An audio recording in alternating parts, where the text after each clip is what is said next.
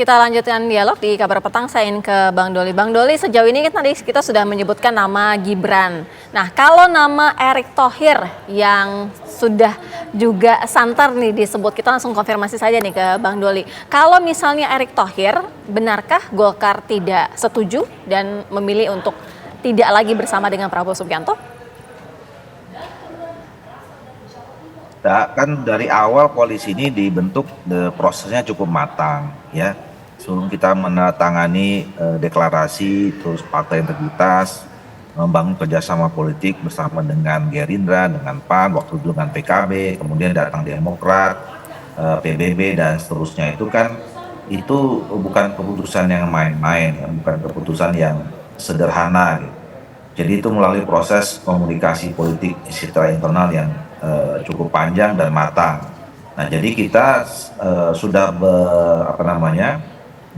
bersepakat, kemudian ya berusaha teguh untuk memang koalisi ini tetap solid, apapun keputusannya. Nah, makanya kenapa sampai sekarang kita juga belum buru-buru memutuskan.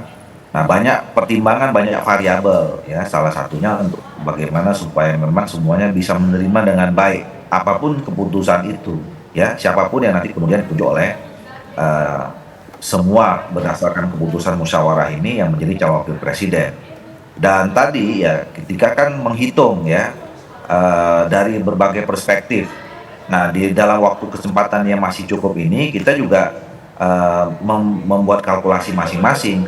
Katakanlah misalnya kalau si A kelemahannya apa, apakah ada antisipasinya, apa yang kita harus lakukan. Terus kalau B begini juga seperti itu. Nah, maka nanti kemudian mana keputusan yang diambil itu adalah keputusan yang memang itulah yang terbaik, yang memang bisa memenuhi kepentingan Indonesia masa depan, ya, Indonesia 5 tahun 10 yang akan datang, dan juga untuk memenuhi terciptanya pasangan duit tunggal yang saling melengkapi gitu. Dan juga sekaligus juga pasangan yang memang bisa meningkatkan elektabilitas, memberikan peluang lebih besar atas penambahan kemungkinan kemenangan yang kita raih pada Pilpres yang akan datang. Oke. Bang, kalau di luar udah jelas ada informasi yang menunjukkan bahwa Yusril kemudian juga Erick Thohir sudah ngurus surat SKCK. Pikiran kita langsung menuju ke sana nih Bang, kalau SKCK. Yang lain gimana Bang? Gibran yang santer-santer terdengar namanya akan menjadi suara tengah, jalan tengah belum ngurus. Kemudian juga Pak Erlangga yang katakanlah kursinya paling besar di koalisi ini juga belum terdengar ngurus SKCK. Ada rencana mengurus SKCK mungkin dari Erlangga Bang? Ya, kita dapat SKCK itu kan juga dari teman-teman media ya kan. Dan menurut saya kan SKCK itu kan kepentingan bisa untuk apa saja ya kan. Itu kan mau menunjukkan bahwa kita ini orang baik ya kan. Ya semua kita ini saya pikir ingin sekali selalu dibilang menjadi orang baik kan. Jadi kalau Pak Yusril, Pak Erick, SKCK, terus surat keterangan dari pengadilan, itu kan menunjukkan ya beliau-beliau itu ingin menunjukkan pada kita memang orang-orang yang baik gitu kan. Dan nanti bisa dipakai apa saja ya kan, bisa dipakai mungkin kalau sekarang konteksnya pendaftaran capres bisa, tapi bisa pakai yang lain juga kan. Dan yang lain kan kita nggak tahu, bisa aja juga sedang ngurus kan gitu. Kita nggak tahu, mungkin Mas Gibran juga sudah ngurus atau sudah punya kan gitu. Oke, kita ke Bang Kodari. Bang Kodari, kalau misalnya dilihat, kita tinggal saja menunggu Prabowo Subianto mengumumkan nama cawapres. Tapi paling tidak, jika sudah diumumkan siapapun orangnya, artinya ke depannya akan ada 2 putaran, kira-kira siapa? Ya, sementara ini kalau lihat hasil survei yang ada ya, terutama calon presiden sendirian, komposisinya kan memang antara Ganjar dengan Prabowo itu relatif berimbang. Ya, sekitar angka 35 tadi. Kemudian sisanya ada di Anies sekitar angka 20-an. Nah, yang sisa belum memutuskan tuh barangkali sekitar 10%, 5% saja.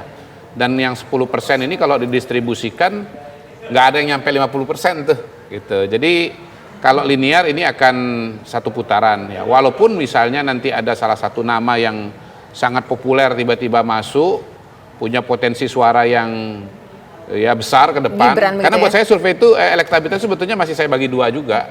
Ada yang manifest, ada yang poten atau potensial. Tapi ada nggak hitung-hitungannya dari Gibran? Pernah nggak dilakukan? Kalau Gibran kan tadi sudah dijelaskan oleh Mas Burhan bahwa sebetulnya kalau pakai bahasa saya, Mas Gibran pada hari ini secara manifest itu baru papan tengah. Walaupun kalau bicara poten menurut saya bisa jadi dia akan papan langit gitu. Ya karena kan apa? Kan kolam suara terbesar di Indonesia sekarang kan pemilih yang puas kepada Pak Jokowi yaitu 80% gitu. Oke, kita sehingga ke Mas Burhan. sehingga ya kalau nanti kemudian ternyata benar-benar maju bisa jadi bukan papan atas lagi tapi papan langit. Oke, kita ke Mas Burhan. Mas Burhan, kalau dari kacamata dan penglihatan Mas Burhan sendiri yakin tidak bahwa nama yang disebut nanti adalah Gibran Rakabuming Raka? Ya, saya sendiri sih melihat perkembangan terakhir Mas Gibran sepertinya berada di jalur paling prioritas karena potensial menjadi titik temu di antara potensi deadlock yang bakal terjadi karena masing-masing partai pendukung Pak Prabowo sangat mungkin punya jagoan masing-masing. Tetapi lagi-lagi pertimbangannya kan bukan sekedar kesepakatan di tingkat elit. Kalau di tingkat elit saya kira mudah buat Mas Gibran mendapatkan dukungan dari partai pendukung Pak Prabowo, apalagi beliau putra presiden. Tetapi yang paling penting adalah memastikan kesepakatan elit itu disepakati, dipilih, dan disetujui oleh publik karena yang menjadi hakim dari pemilu adalah rakyat. Nah, kalau misalnya kesepakatan elit itu bisa diterima, bagus. Tetapi kalau ternyata publik punya pikiran lain, sekuat apapun kesepakatan elit itu pasti akan kalah. Baik. Nah, ini yang tadi saya bilang harus hati-hati. Apakah Mas Gibran ini menjadi aset elektoral seperti yang diasumsikan oleh Bung Kodari, ataukah jangan-jangan ada efek lain yang akan menggerus elektabilitas Pak Prabowo? Dua-duanya harus diuji secara empirik, bukan pakai perasaan. Baik, terima kasih Mas Burhan, terima kasih juga Bang Kodari, dan terima kasih juga Bang Doli sudah bergabung bersama kami di Program Petang. Selamat datang semuanya.